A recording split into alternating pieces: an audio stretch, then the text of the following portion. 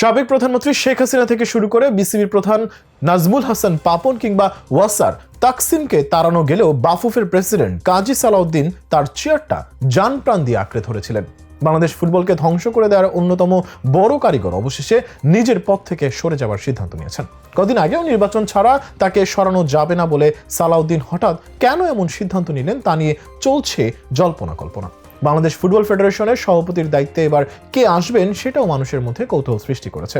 এই সব কৌতূহলের উত্তর নিয়ে সাজানো হয়েছে আজকের এই ভিডিওটি। 2008 সালের 28 এপ্রিল কাজী সালাউদ্দিন যখন বাংলাদেশ ফুটবল ফেডারেশনের সভাপতি হন তখন দেশের ফুটবল আমূলে বদলে যাবার স্বপ্ন দেখেছিল অনেকেই। কাজী সালাউদ্দিনের মতো বড় ফুটবল তারকা এখনো বাংলাদেশ পায়নি, যার ফলে তার হাত ধরে নতুন যুগের সূচনা হবে এমনটা আশা করা অমূলকও ছিল না। তবে সেই আশায় গড়ে বালি হয়েছে বেশিরভাগ ক্ষেত্রে খুব বাজেভাবে ধ্বংস হয়েছে দেশের ফুটবল কাঠামো। প্রতিবার ব্যর্থ হয়েও সালাউদ্দিন নিজের পদ থেকে সরে যাননি। শেখ হাসিনার আস্থাভাজন হয়ে দাম্ভিকতার সাথে বসেছিলেন বাফুফে সভাপতির চেয়ারে। তবে শেখ হাসিনা পালিয়ে যাবার পর কাজী সালাউদ্দিনের চেয়ারটাও নড়বড়ে হয়ে গিয়েছিল, যার ফলে সালাউদ্দিন নিজে এবার সিদ্ধান্ত নিয়েছেন সভাপতি নির্বাচনে আর অংশ না নেওয়ার। সম্প্রতি বাফুফে ভবনে এক সংবাদ সম্মেলনে সালাউদ্দিন বলেন, আমি 4 মেয়াদে দায়িত্বে ছিলাম, সেজন্য নিজেকে খুব ভাগ্যবান মনে করি যে এমন সুযোগ আমার জীবনে এসেছে। এখন বাফুফের যে নির্বাচন আসছে 26 অক্টোবরে, আমি এই নির্বাচনে প্রতিদ্বন্দ্বিতা করব না, এটা আমার চূড়ান্ত সিদ্ধান্ত। এটা জানানোর জন্যই এসেছি। বাফুফের নির্বাচন 26 অক্টোবর না করে পেছানোরও একটি দাবি ছিল। সালাউদ্দিন জানিয়েছেন এই বিষয়ে বাফুফে ফিফাকে চিঠি লিখেছিল, তবে ফিফা নির্বাচন পেছানোর আবেদন নাকচ করে দিয়েছে। বাফুফে চিঠির উত্তরে ফিফা জানিয়েছে নির্বাচন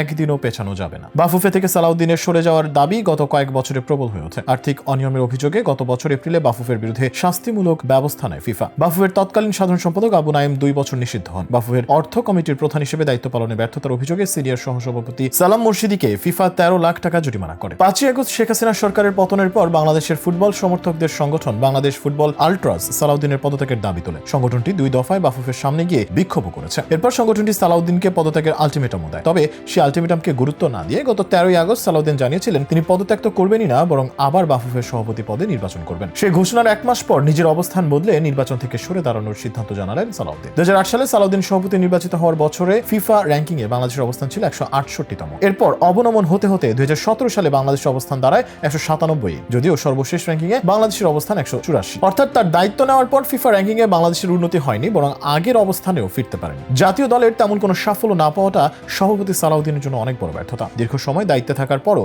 জাতীয় দলের উল্লেখযোগ্য কোনো সাফল্য নেই। এই ব্যর্থতার দায় সভাপতি হিসেবে তার উপর বর্তায়। তার সময় কোনো আধুনিক ফুটবল একাডেমি তৈরি হয়নি। দীর্ঘ 16 বছরে কাজী সালাউদ্দিন দেশের ফুটবলের জন্য কোনো বিকল্প মাঠও তৈরি করতে পারেননি। দেশের লিগ নিয়মিত করেছেন তিনি, তবে 16 বছরেও লিগের মান উন্নয়ন করতে পারেননি সেভাবে। ক্লাবগুলোকে একাডেমিক বয়সভিত্তিক দলগঠন কিংবা নারী ফুটবলে অংশগ্রহণের জন্য আনতে পারেননি তিনি। বিভাগ ও জেলা ভিত্তিক ফুটবল কাঠামো গড়ে তুলতে পারেননি সালাউদ্দিন। তার সমালোচনা করতে গেলে তিনি বিভিন্ন সময় সাংবাদিকদের অপমান করেছেন। এদিকে জানা গিয়েছে বাফুফের পরবর্তী নির্বাচনে সভাপতি পদে নির্বাচন করবেন তাবিত আউয়াল। আরো জানা গেছে যে বাফুফের নির্বাচনে তাবিতের বিপক্ষে কোনো প্রার্থী থাকছেন না, ফলে তার সভাপতি হওয়াটা অনেকটা নিশ্চিতই বলা চলে।